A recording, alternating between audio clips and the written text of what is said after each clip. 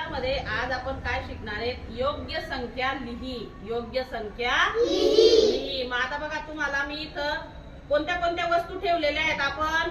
फुलं, त्याच्यानंतर खडू, त्याच्यानंतर पानं, त्याच्यानंतर फुलं. मग इतक्या वस्तू आपण इथं ठेवलेल्या आहेत की नाही?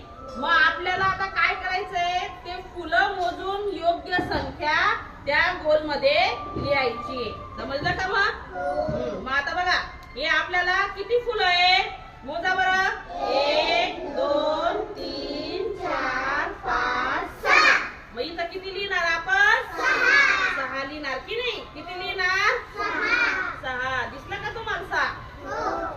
मग त्याच्यानंतर आता इथं किती खडू आहे?